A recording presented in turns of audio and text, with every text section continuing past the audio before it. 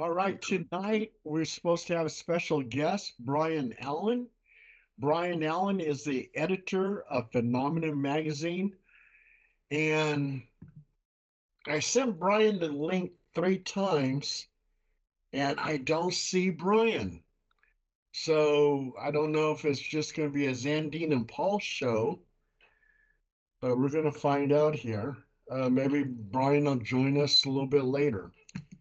But anyway, Zandine is showing us some photos. Um, where did you go there, Zandine? Actually, was down on Joshua Tree, and actually, I originally went down just to hold on. You talking? Does you can you see me? Yeah. No, I don't see you, but I Okay, do. let me. I do see Joshua Tree. You see Joshua Tree still? Yes, yes, and also too, it's a UFO hotspot. Yeah. Uh, So do you see that? Do you see that little UFO in the background? yeah, yeah, yeah, Okay, yeah, yeah. yeah. I see Yeah. it. Anyway, yeah. So went down there just to check out some stuff for my son, and ended up going by there. I actually have some Integratron too as well. The Integratron was interesting because Joshua Tree, Landers, and 29 Palms, they all that's that mystical area where they had a lot of sightings, or and even in the 50s humanoid sightings. So um the Integratron, we're going to talk to Brian about it and pick his brain because I'm sure he knows about it, you know. Um, but this picture, what you see in the background, is actually Joshua Tree, and those trees, are indigenous to that area. So most times when people see those, they know that they're in Joshua Tree. Very dry. Um, I did see a few things. I saw Starlink down there too, uh, and it was nice to see. But next to Starlink, they had some. I don't know if they were um, military cop or police or whatever, but they're like some really bright search vehicles. And it's like desert out there, so they probably were searching or but it was interesting. And Yeah, also too, you went to the dome, and yeah. I think if I remember right, the builder of that white dome was trying to provide immortality to people, and but he didn't finish it. Am I correct on this? Yes. Actually, you're correct because he had some people that would come to what he built. The dome he built for ionization. The negative ionization would reverse the oxidation in people's body. Most of us get the oxidation, the positive ionization, and this had an equation and frequencies that he was given to, as he claimed, by aliens, by humanoid aliens, and they gave him instructions to build this dome. And so to this day, it still uses a sound device, but they don't know how he built it. I mean, they can't reconstruct it. It used wood and a fiberglass, no metal rivets on the inside. It's amazing. I'm actually going to try to go down there and get footage of the inside of it. Oh yeah, that'd be great. Um, do you, I know you have a picture of it, and can you Yeah, show our let me viewers? see if I could locate this. Yeah, yeah, yeah, yeah, yeah, yeah, yeah, yeah, yeah, yeah. Can you see the picture scrolling now? Yeah, I see the pictures. Okay, because I want to show. There we go. Oh yeah. Oh, there's a house. There's you. Yeah, Oh, there's the dome. There's the dome right there. yeah. And so let's see if I get another look at it. Yeah, so as you can see, that structure, it's curved, though there's no metal inside. They have it gated off. There's another entrance where you can actually you do tours, and that's like Thursday through Sunday. So they actually take you inside. Yeah. And So the weather doesn't mess it up. no, no, it's kept up. Somebody's on the ground. Somebody's like they have like a groundskeeper that obviously is that keeps it up. Because you could see, and then they have water holes like around there. And on the front, it's actually in the front, it's landscaped.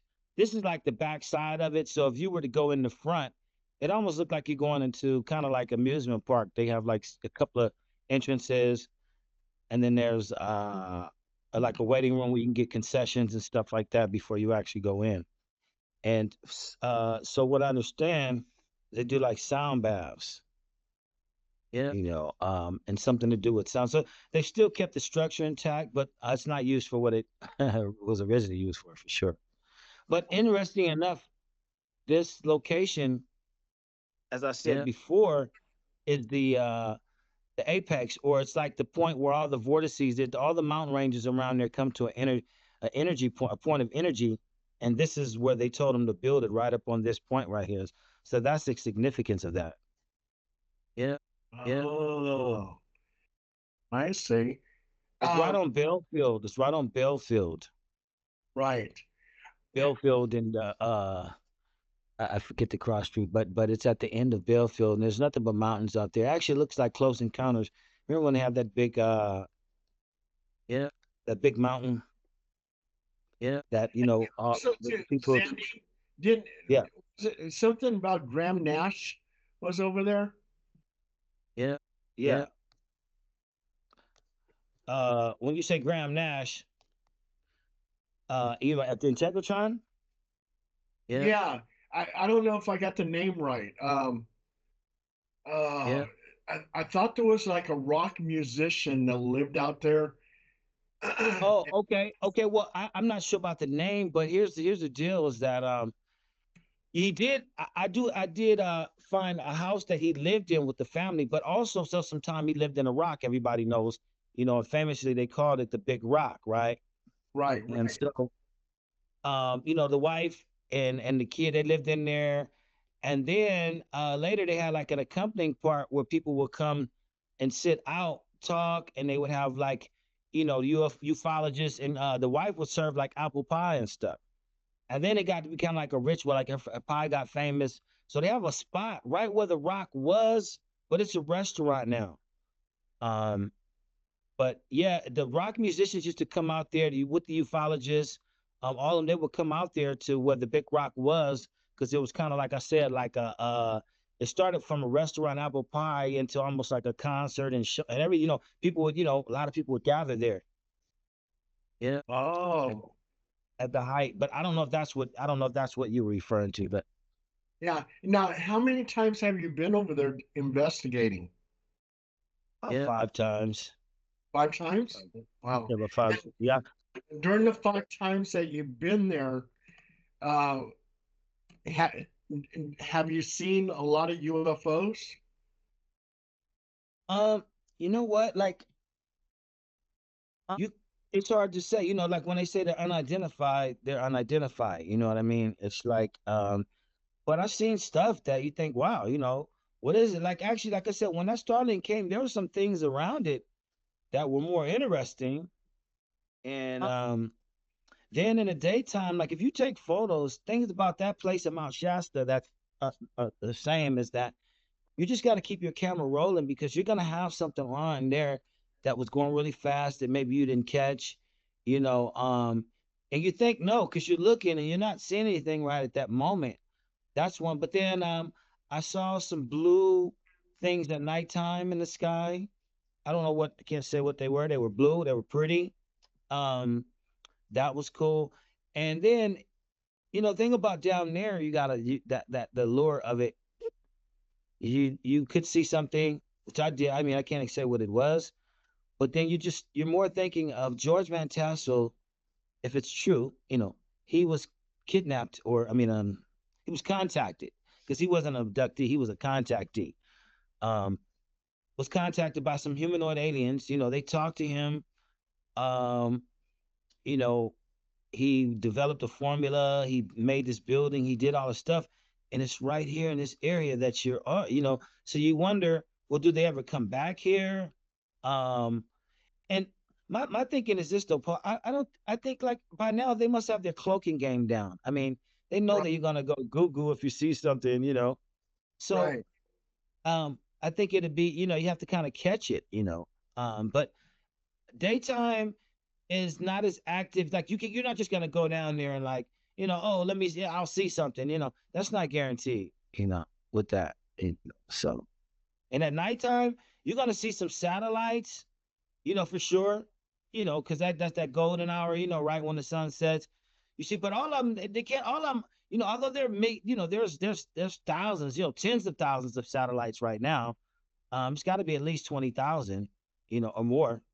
Oh yeah. Oh, But all of them, you see some of the flight of them, and all of them can't be necessarily because some of them go like this. They don't go on the straight. Some of them go, So and then of course sometimes if you're like me, you're shaking the camera. I stopped using tripods because I had so many cameras that fell off of them that I say, you know what, man, I'm gonna take the shaky footage, but like you could tell, um, more like I said, there's stuff that you just don't know.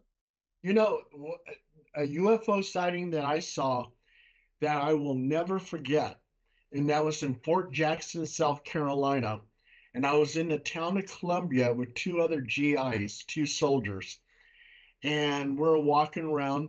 And then we looked up in the sky, and in V formation, we saw six UFOs in V formation, blue discs, blue glowing discs. And one of the soldiers looks at me and goes, Paul, he goes, geese? I go, geese? What are you talking about, geese? I says, glowing blue. Those are freaking UFOs. So we're watching them. Then all of a sudden they just zip different ways, erratically going different ways. And our mind was blown. We go, those were freaking UFOs. And at that time, I learned later that in the 70s, the Eastern Coast, the military bases on the East Coast of the United States, there was a lot of UFO activity. In fact, in 1977 at Fort Benning, Georgia, I was actually friends with this one soldier who actually wrote a book about this, but it was called the Fort Benning Incident. And our military got into a skirmish with the UFOs. And there was a bunch of soldiers standing in formation, and they all passed out at the same time. When they woke up, they were all on a mothership, and Oh, things were wow. happening with them. Yeah. And that happened at Fort Benning, Georgia, in 1977. And no one really talks about it. But there is a book on it, and it's by his last name is Vasquez. I can't think of his first name right now. You know, actually, there's have you ever checked out some of Preston Dennett's cases? That dude specializes in like a lot of onboard or humanoid encounters, but he backs it up with like really credible witnesses and references and to objects like for example, he talked about in the 50s when France had this big flap of encounters, if you want to call them that. Right. And one he talked about was there was a guy who came in from his front yard. He's gonna make some coffee, and he thought he saw like a flash of green light. He turned, he had the door open, morning, going out for the morning, whatever. He came in to make the coffee, but he saw a flash. He said he turned around and he said there was like a guy, a gentleman, and he thought it was his friends in this a green suit. For like, and he didn't say Power Ranger, but what he described looked like some kind of robotic suit. And he thought, hey, our friends are coming to say good morning because he was some kind of engineer himself. And he said, come on in. So he said, I was just fixing some coffee. So the guy comes in and he goes in the kitchen and he says, would you like some coffee? And the gentleman, he said, didn't say anything, just looked at him. And he said, okay. So he fixed the coffee. He said, and as he walked back in from the kitchen to the living room, he said the guy mirrored him. He sat down, and then he sat down. He said, but when he looked at his visor, he said what he had on looked like it had a lot of buttons and like real gadgets. And he was thinking, hey, this is some fancy get up. And he said he looked in the visor, and he said he saw like kind of like a green face with like green energetic eyes, more and more of an electrical charge.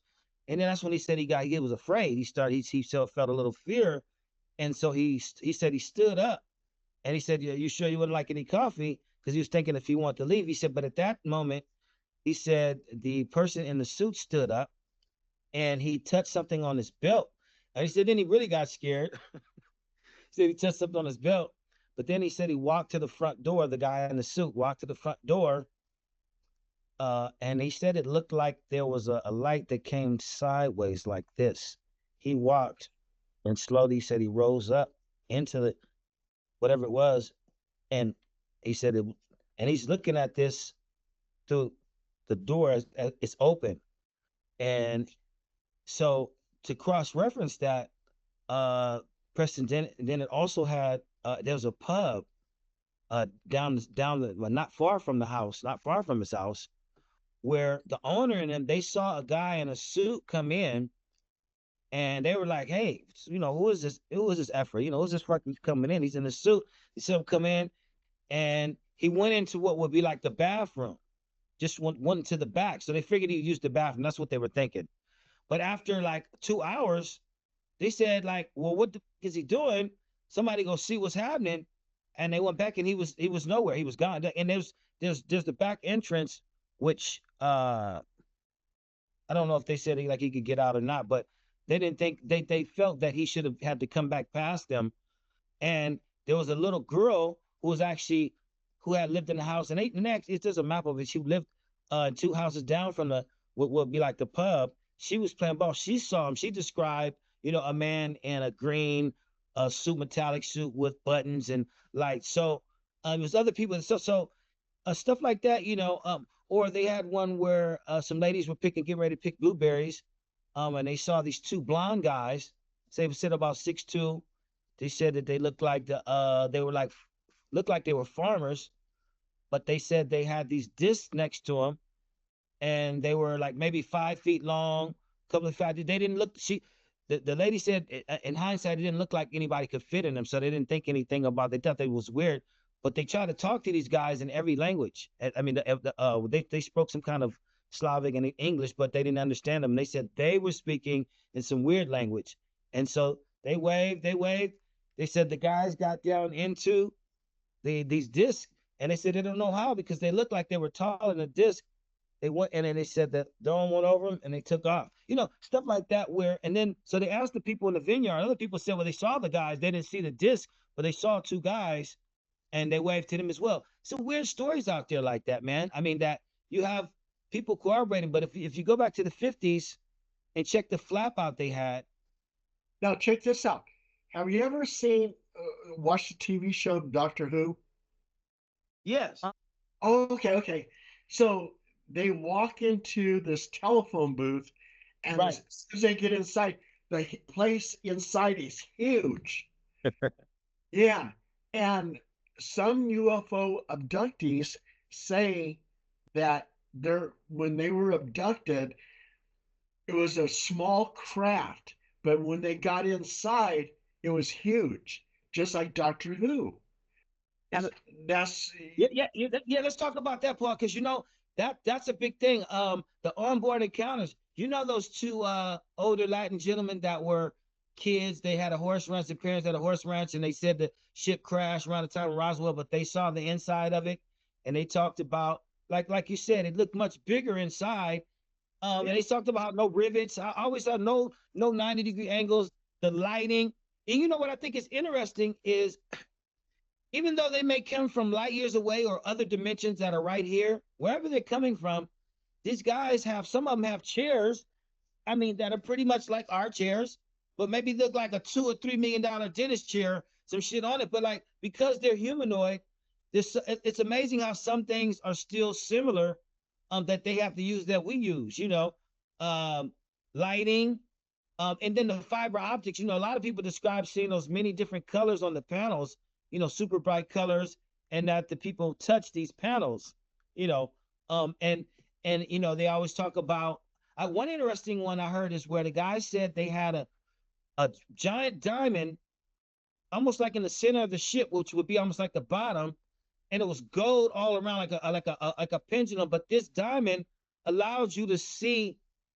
It's like a projection. The whole circumference of the UFO, you could see 360 through this. Like there was nowhere you couldn't see. He described like there wasn't a bad seat. Like you could see everything. I thought that was pretty interesting. Um, yeah, you were thinking of something? Yeah, this one abductee said that when she went on board, that the alien started showing her a hologram. Um, and the hologram was past events on Earth. And they were recording past events. What she was looking at was some battle that happened in France, I think, had to do with Charlemagne. And she goes, "What am I looking at? This looks like some medieval battle." And it was. Yeah. It was back in Charlemagne day. And the aliens have been recording our history all the way from the beginning. Well, it's interesting because Betty and Barney Hill, the abductees. Betty said that they were actually cool with her most of the time, gave her, even though the pain and stuff she went through and the taking of the eggs and everything. But she said that one of them had shown her a book about their history and what ours really probably was, what she was saying. It was like their Bible. And she was like, well, can I keep this? Can I have something? Nobody ever believed this. And so he said, sure. He said, well, when you leave, we'll work that out. And she was saying that, talked about, the history, that planet Tiamat, something being, where Mars would be like something getting blown up, people being chased to one place. It had elaborate things. She talked about. She also talked about a spiritual component, but when she said she was getting ready, when they returned her and she was getting off the ship, she said she actually had the book, and she said one of the Grays that was like the leader said no, no, no, no, no, and he took the book. Right, right. He took the yeah, yeah, took the Yeah, book back, yeah. and so you know And that. Okay. don't forget now, she also too saw the star map, and there was three stars on there. And when they put her under self hypnosis, she drew the map, and then the astronomer looks at it and goes, "Eh." And later on, they see the three stars that she placed on there that scientists and astronomers discovered those three stars 10 years after her abduction. And they were going, "Oh my God, how would she know that those three stars existed unless she actually saw the map?" Yeah, yeah. Yeah. I mean, see when you see stuff like that, I think about so many like peculiar, funny cases. There's a really popular Japanese case, Akira. One of the guys' name is Akira, and I forget the other gentleman's name. But when they were 8 and 11, they were playing like near this field, and they stayed out a little late. They're supposed to be going on the way home, but they saw a light. They said like blue, green, yellow colors. The light came, and they said that this light landed in the field. I guess I don't know if it was a swidden cultivation field or anything. They described it might have had something growing there, but it landed. They were first like, should we go home? But they were curious. The kids were curious, but so the 11-year-old Akira, he comes closer than the other gentleman kind of stayed by the tree. So when he goes up to it, he said he actually went close enough to where he could see funny writing on it.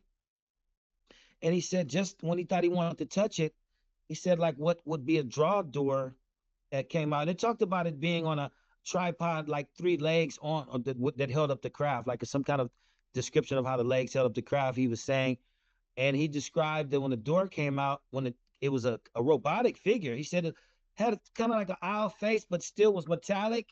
He said, and he said it was bizarre, but he said what he did was he immediately faked like he was dead. He said he didn't know what else to do. He just faked like he was dead. And he said that whatever it was came and it shined some kind of red light over him. He said walked around and he said, I guess his friend must have stayed by the tree.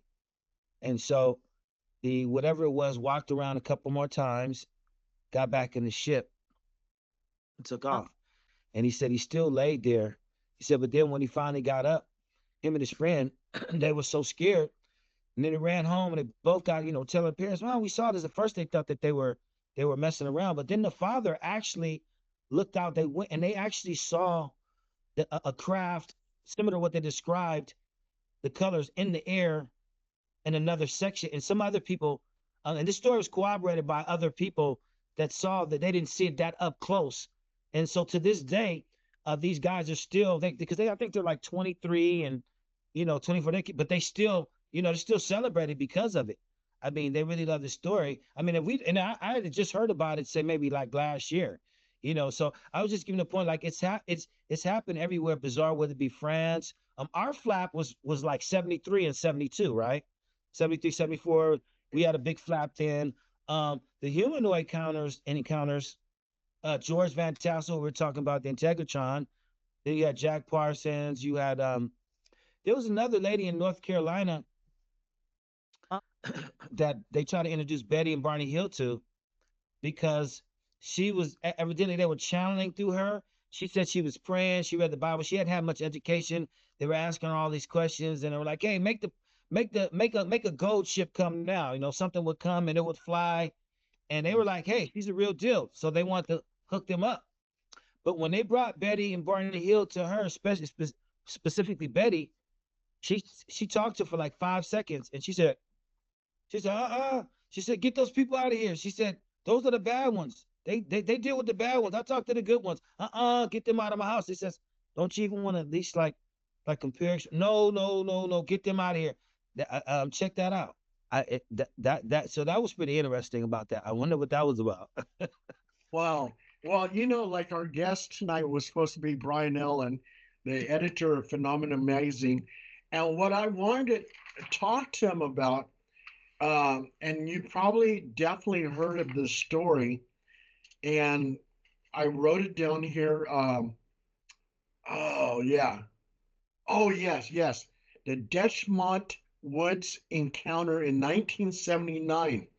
This is where this farmer he sees this huge UFO up on the hillside, and these metallic spears come out of the UFO, and they have little hooks on them Wow. or little plates, and it actually grabbed him and was pulling him into the ship, and it ripped his pants, burned his Wow. legs, and the evidence was all there. I mean, his legs were burned. There was no way he could have done it himself. Right, right, right.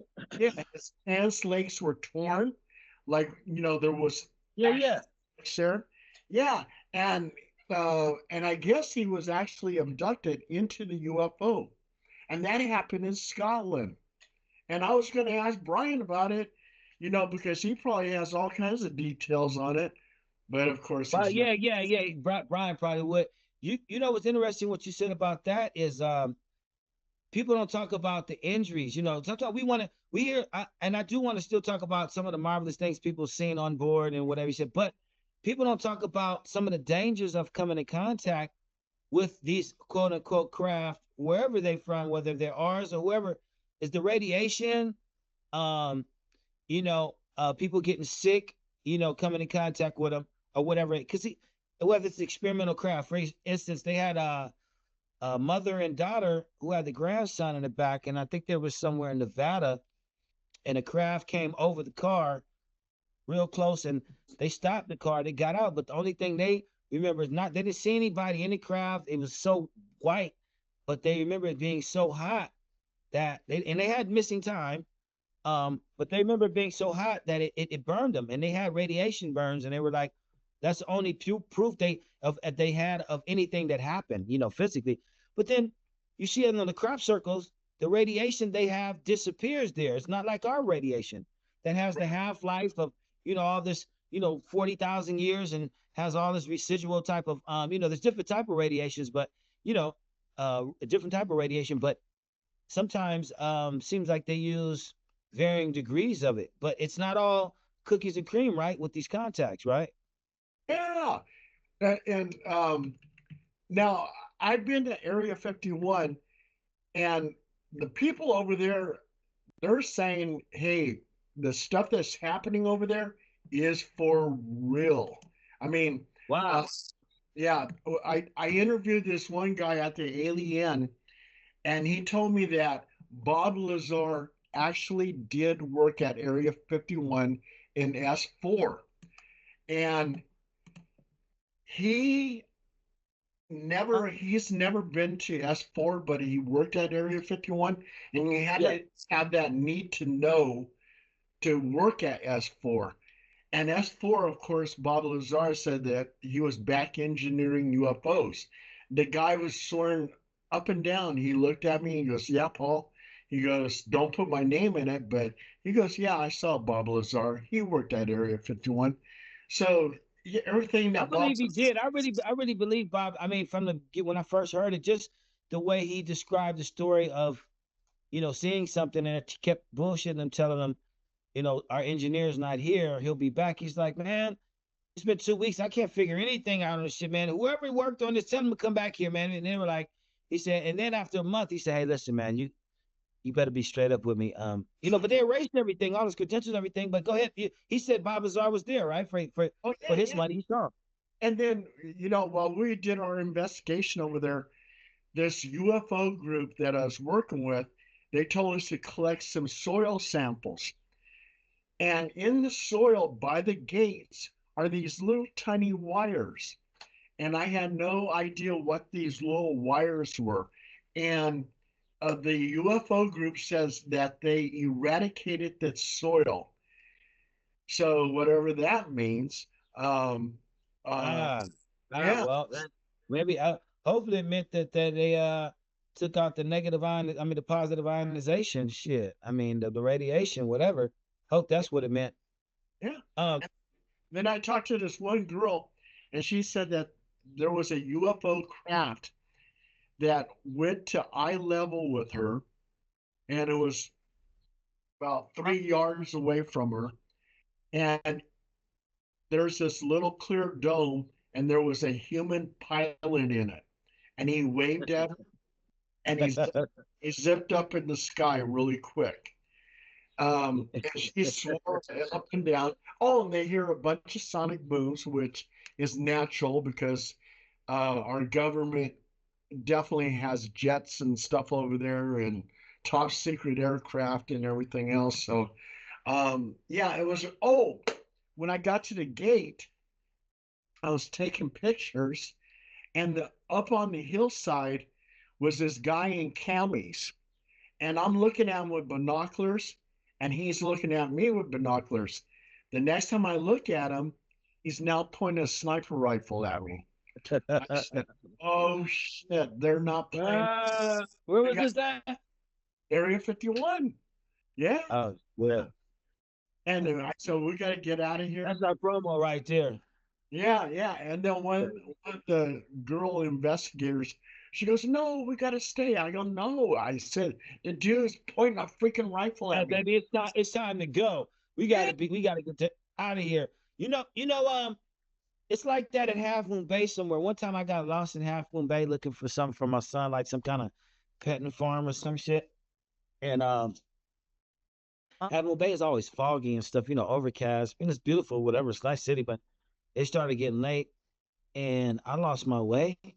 And I started driving, and next thing I know, I hit some sign, one of them Area 51 signs that like if you go past this, like that lethal force sign, like you will be shot, that military sign. I never seen no shit like that out here, period. I'm thinking Nevada, yeah. But and it turns out, it's one of them, installations like, Area 51. I was like, I don't know what it is. You probably have heard of it, but it's one in Half Moon Bay, in the Bay Area that's like that too. if they say don't come past that line, they really mean it, you know. And somebody what, but I didn't even get a chance to see the scope. I seen that. Like, come on, man, let's check. Like, let's go. You see what the sign says? I don't want to test it. I don't know what the hell is over there. Don't want to know. Oh yeah. Oh yeah, and with Area 51, the people at the Alien, they were really cool. They said you can set up your tents right here in the parking lot, which we did. They Okay, okay. Oh shit, okay. yeah, they were cool.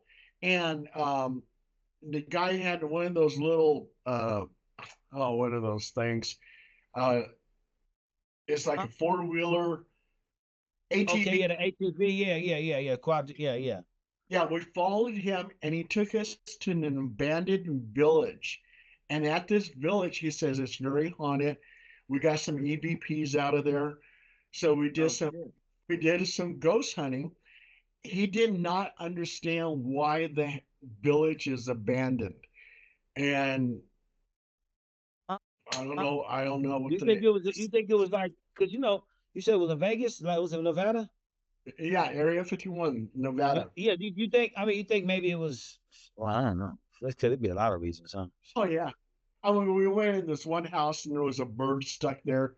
And I was a hero and I freed the bird and he went out the window. But so we did that, Shit. spent the night there. We did an all night observation of the night sky. Three of the girls claimed that they saw three UFOs flying out there doing some erratic type moves. And also too, when we were leaving the gate, when the guy was holding the sniper rifle, um, two of the investigators claim that they saw a UFO on the hillside. So that was our Area 51 experience. Well, that's you you ever heard of a book called Above Top Secret? Yeah. Do you remember the tale of the NSA guy, the guy that always wanted to like work with the government? He thought, and we ended up working with the NSA. They would blindfold him and take him to this facility, and he was working at a computer cubicle that had no, basically no, no motherboard, no nothing. It was just um, a screen with the keyboard, and they were giving these pills, and you couldn't talk to the person in front of you, behind you. Everything was compartmentalized. Even you had another guy on the side of you. He was doing his thing to give you a headset. So he said that they would have like lines, like a sine wave, and say, "Hey, make that line move 90 degrees." And he'd be like, "Well, how am I supposed to do that?" He said, "Well, just try." So after about a week, he found, "Hey, I can make this line move." And he didn't understand. And he also said they had did some things about musical tones. They would do all this warming up, and they'd have this pill. And he'd imagine the guy on the other side of him was doing the same thing.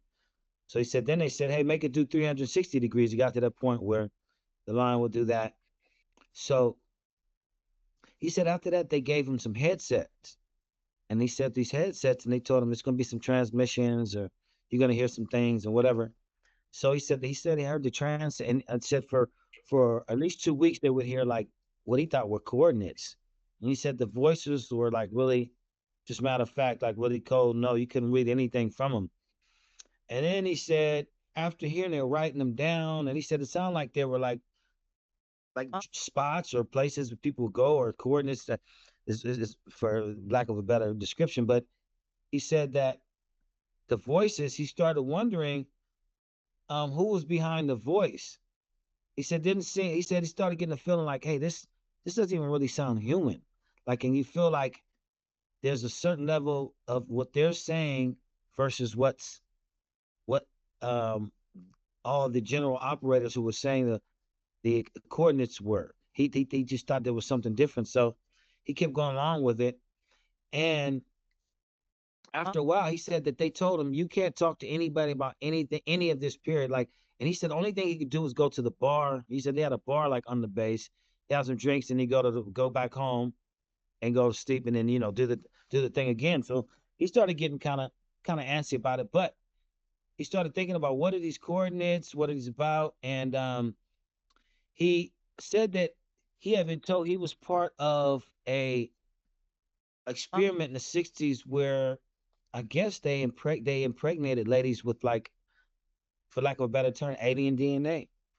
And they were supposed to have empathy, telepathy, ESP, these telekinesis, these different things. They were supposed to be able to manifest. These babies were at a certain age, and they're all. He was like, at the time, the story was, he must have been in his 20s.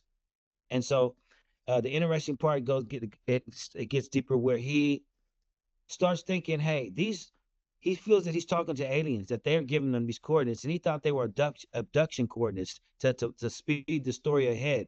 And he thought, hey, man, even he started hearing things like pain threshold, shot. He thought it was medicine. He thought it was, so he started hearing these things more in the transmissions. But as he started trying to get to who was giving them, he said at first he couldn't talk to him. He said, but then he started feeling like, hey, if I concentrate enough, and he felt he broke through another level of communication that they were on. And he said that he started asking him, who are you? And they said, well, who are you? And he said he'd ask a question like, well, are you God? And he said, one of the voices said, I think you know the answer to that. he said, he said, I think you know the answer to that. So he said that he felt that in the end that these people were all trained to try to receive communication from some other alien entities. This is what he was thinking was going on. But then he said that he wanted to he wanted to get out. He wanted to actually get out of it, but he didn't actually end up getting out. I mean, he had to stay in. He ended up retiring, but um he wrote the book, and I don't know if he's dead now or what. But anyway, I mean, that was the gist of it, above top secret. But he talked about this pill, and he talked about the cubicle that had the sine wave, and Jim Sparks, the realtor, said something like that too. Talked about them putting the aliens on the ship, putting something on his head, and had a triangle with a round bottom, and they said, move that 180 degrees. And he's like, are you stupid? That's a triangle square. Like, and he said he would cuss them out for 6 years until he realized they were trying to build a language, trying to uh, bridge the gap. He said it's like ants. They're not dumb. They're really smart. We just don't have a language. So they were trying to develop something with him. But he said that he was able to move it after a while, but he thought that they were connecting to the electrical impulses. Like, he didn't think it was anything magical. And so, but he mentioned the thing about the electrodes on his head and him looking at an object in the middle of a stainless steel room. And yeah, check out Jim Sparks. Supposed to be one of the most abducted guys. He's supposed to be in the Guinness Book of World Records for the most abductions. Really? Yeah. Oh, wow. Okay. You know, it it it's just amazing all the UFO sightings that are happening right now. And with our new government, with Trump in office, I thought Trump was going to disclose the UFO phenomenon, but it's not happening. Well, you know what? I think our economics are. I think our healthcare system, our religious system, everything is too closely tied to. I think sometimes you might have, big lofty ideas, but even Hercules himself might say, "Hey, man, this is something else. There's implications why I can't do this. Now I understand. Who knows? I mean, it's got to be something, right? Yeah, yeah, it seemed like disclosure was very close, but It now makes it seems further it may away. still be. It makes it one thing about Trump, and one thing about it is, like, APRO, those other organizations, they are trying to make them be more forthright. Say, hey, look, man, I don't need you to tell me in a skiff over here. Tell me right now. I want to hear, like, or they really want to get to the bottom. I like that, how they were like, because APRO, a lot of cases they were hiding or and being inconclusive. They made them go back. They got a new director. They say, hey, now what's the like real lowdown on this? And I was like, I gotta say, man, you can say what else, whatever you want, but I was liking that shit because they were getting in. They were saying, "Oh, so, dude, did you personally see, XYZ? Did you see any of the craft? Do you have any knowledge of extraterrestrials. You know, and when they put those guys under oath, they said interesting things. You know, to me, for my money, they made them admit that, hey, yeah, you know, this stuff is going on. You know, and there's budgets that you don't know about. This, you guys, even no matter what clearance you got, you know, there's shit you know that's going on. So, but it was less conspiratorial. It was more like, and even then they made it seem like out of like 100% of the stuff that's been reported, maybe like point, almost like, you know, like maybe less than 1% is true, you know, but that 1% was really compelling. And like, you know, even Afro admitted, he said, well, what cases are inconclusive? And the guy who was on trial was like, you know, I was all this. He talked about a few that, you know, that the police had seen, a couple of where the airline was in the air and, you know, they saw multiple, you know, it's just a couple that they just couldn't explain. They didn't say if it was UFO or alien. They just said, hey, listen, this is beyond us. But it's better than, you know, what we were getting. Zandine, did I ever tell you about my 1976 UFO case? No, no, hit me with it, man. Okay. Um, I was living with my girlfriend at the time, Helen Lang, and we were living in this apartment. And one night she comes running through the door and she's all hysterically crying. And she goes, there was a UFO and it was 200 feet above my head. And I go, oh, bullshit. And she goes, no. And then I noticed there was like tears in her eyes. And I go, okay, something did happen. And I said, well, look, I said, if that is really true, you saw this UFO 200 feet above your head, let's go down to the sheriff's station and you file a report. And she goes, okay, let's go. So we go to downtown to the Sacramento Sheriff's Office. And I said, my girlfriend here, Helen Lang, saw a UFO. She wants to report it. And the police officer says, well, we don't take the report here, but I'll give you an 800 number and you can use our telephone. So she calls the number, and it's the Center of UFO Studies by Dr. J. Allen Hynek. And Wow. she's, yeah, and she's actually talking to Hynek, saying, yeah, I saw this UFO, blah, blah, blah. That's And big. yeah, yeah, yeah. And so Big. I drove her home and I said, okay, I believe you. So anyway, 2 weeks later, Dr. J. Allen Hynek calls me So, uh, and he says, Paul, can I talk to Helen? I said, I broke up with Helen. He goes, what? I go, yeah, we broke up. He goes, do you know how to contact her? I said, actually, I don't. She doesn't want me to contact her. And he goes, oh man. He goes, well, did you see the UFO? I go, no. He goes, do you know what the UFO looks like? I said, well, yeah.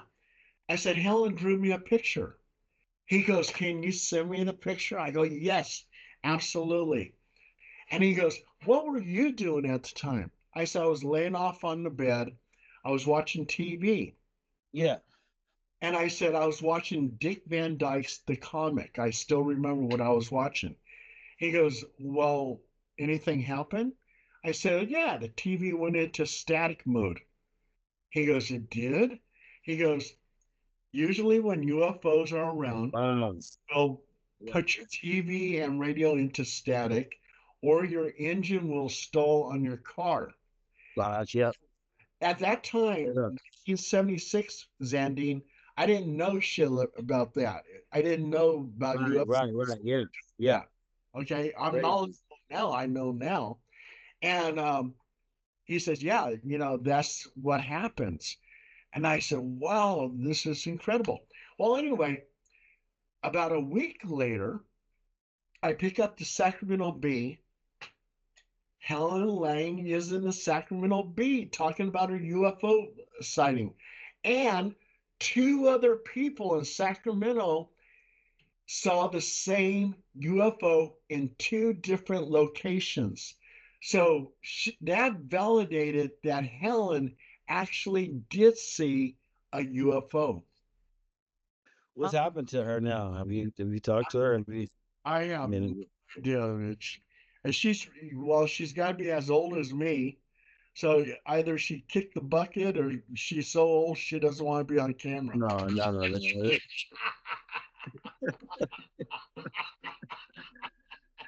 Well, you know how women are. I mean, when they get old, they start getting wrinkles. They don't want their picture taken anymore. That's it. Hey man, hey, the men too. Like I love it when I sing blues around and go to the clubs. Some of the older gentlemen. One of the guys said to me, the ladies were coming up and hugging him. He's an older gentleman, giving him kisses and stuff. And he goes, Bluesy. He said, you know why I get all the hugs and kisses? And I said, why, Mr. Johnson? He goes, well, because these women, they know I'm not a threat. You see, I have this cane. He says, I can barely even pee straight. He says, I haven't even thought about a woman.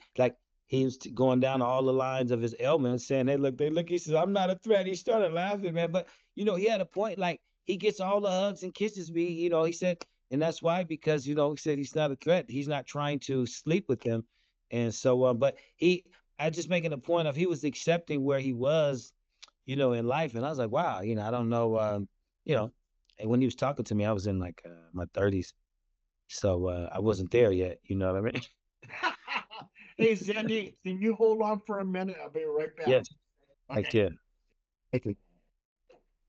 It's like that's not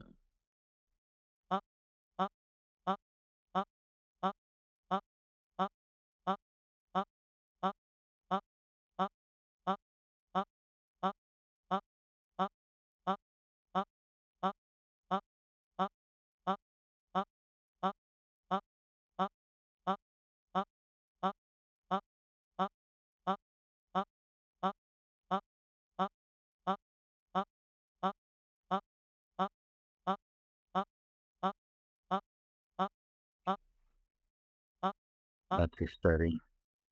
It's not actually moving like this morning straight line. Come on, Zandy, you gotta get. are Yeah, you? I'm here. Oh, okay, okay, cool.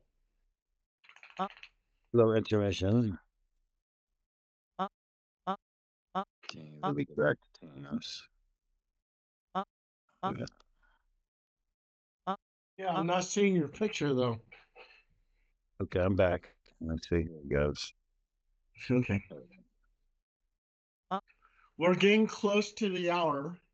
So, Yeah, last, man. We did all right. We tried to wait for. We'll catch him next time. We'll catch him next time. well, I want to end this with a joke. Okay. This is a military joke, and I think you'll get a kick out of it. Okay. There was this Russian soldier and this American soldier, and they're guarding the Berlin Wall. So the American soldier, he's kind of bored. So he looks at the Russian soldier, and with some sign language, he goes, "Are you a parachutist? Are you a parachutist?" And the the the Russian soldier is kind of confused and what the hell, you know? So he tries something else. He goes, "Are you infantry? Are you infantry?" A Russian soldier shakes his head, doesn't know what he's talking about. He goes, "Are you artillery? Are you artillery?" Russian soldiers get kind of scared and go, "What the fuck is this American soldier saying? What's all this bullshit?" I know. And so the American soldier goes, "Are you an observer? Are you an observer?" At this time, the Russian soldiers say, "I had enough. Fuck this shit. That guy's crazy." He takes off, and the commander stops and he goes, "Why did you leave your post?" He goes, "That American soldier's so fucking crazy. He told me when the sun comes down, he's going to run across the border, fuck me in my ass till my eyes pop out." Shit. Man. Let's on that note. I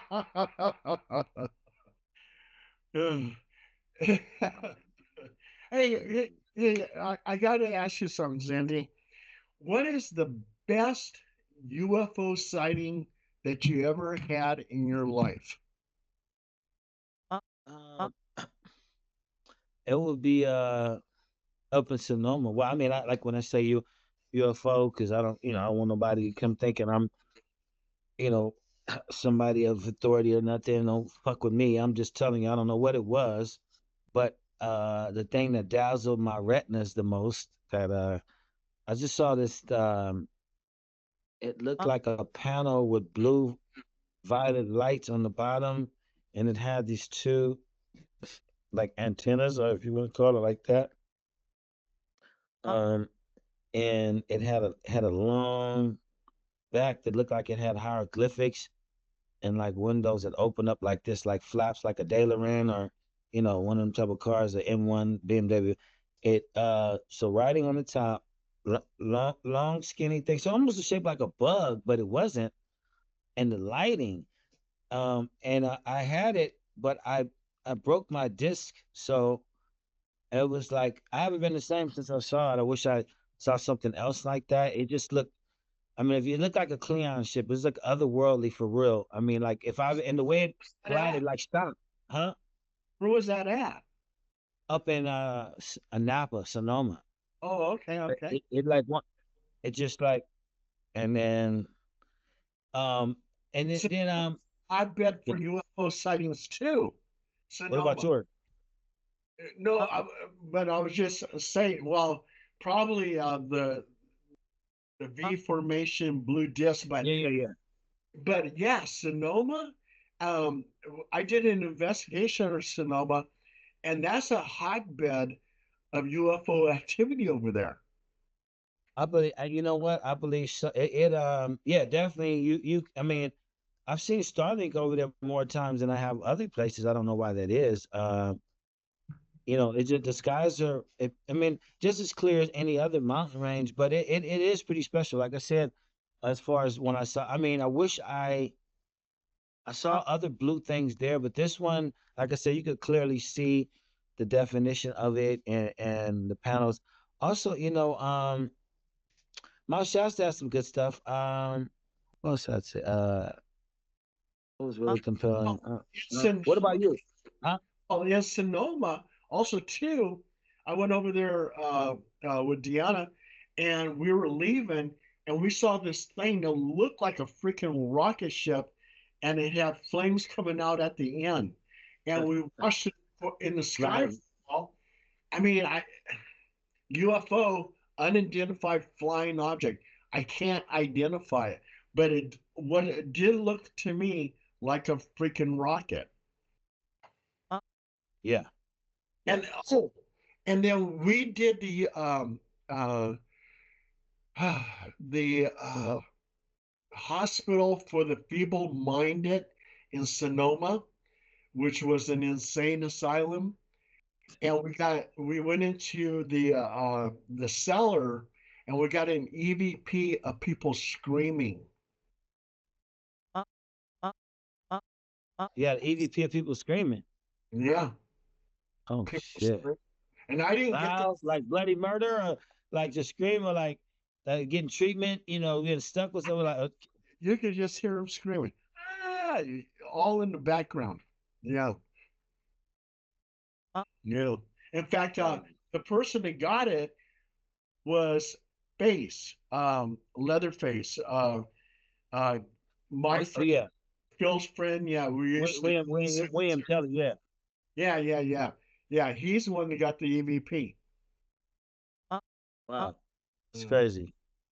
Um, well yeah, man. We did our thing, we want to give you guys some of the fringe stuff. Everybody can't handle the UFOs talk or whatever or they can't handle the ghost talk. Some it scares people different things, hit people different ways. But you know, uh also next time we need to talk about do you remember um yourself in the womb before you were born? Do you remember that? Oh yeah, yeah, yeah. And look, I even had notes for Brian Allen. I All know, I know. all the things I wanted to talk about, and He was Brian. ready. Yeah, it's like, man, I mean, so many things happen in Scotland. Brian Allen, okay, to the viewers out there, Brian Allen is from Scotland. and he's the editor of Phenomena Magazine, which is a phenomenal magazine. And a lot of paranormal enthusiasts love reading that magazine. And I contribute articles for that magazine.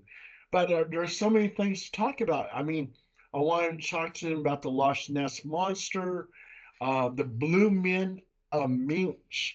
Okay, I think these are like extraterrestrials. They got stuck here on Earth. They got blue skin, and they hang out in this little area in Scotland called Minch.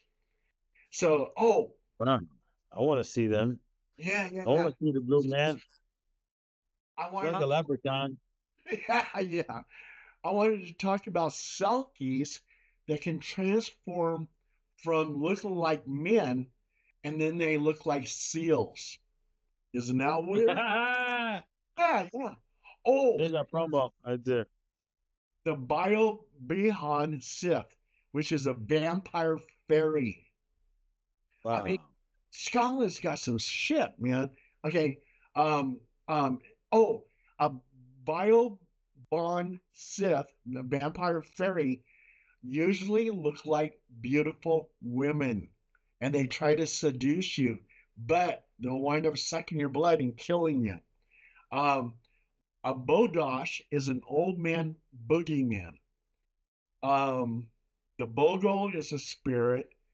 I wanted to talk about the Falkirk Triangle, which is the Roswell of Scotland. The Kelvin Not US. Rendlesham. Not Rendlesham. No, that's in England. Calvin UFO sighting 1990. The Dutch monk Woods encounter 1979. Okay, these are two places I've been to in Scotland are very haunted. Edinburgh Castle and Stirling Castle. And Huh. Brian Allen has been to Stirling Castle. I wanted to talk to him about that. Um, the Culloden battlefield and the Culloden Moor. Well, we'll try to get Shit, you Brian. should have went to those stories. Yeah, you should have. Man, you know what? You should have start popping them stories. Them is all interesting. People want to hear about those, no matter who's talking about them. But next time we'll get them. Hey, man, we can talk about Scotland, or Yeah, man. Fuck it. Let's just go on to Scotland, going to the Blue Man from the Meach, and start going from there. That shit was hitting. I like that. I'm straight out of Elk Grove. Yeah, come on, man. I know. Summer, British summertime, man, is over there. But what we got here, we got it was springtime and shit. Oh, I know. Hey, Uh, Sandy, thank you so much for your stories. yeah, thank you, I man. think, Let's do it again sometime. yeah, and I hope that one day we will get to disclosure and find out what the hell is happening out there. Oh my God, really? I can't wait for that. Here's my friend, and we'll be chopping it up podcast until it do, right? Oh, yeah. We'll be podcasting until they do disclose to us, my friend. Zandine, are you artillery? My five boys and their mama say I am. Hey Phil, we got to do some edits, man. I really got to talk to you about the screen edits, private stuff coming up and stuff I said, but we'll get into. No, I'm just kidding. Anyway, all right, Phil. And Thanks also, for recording it for us, Phil.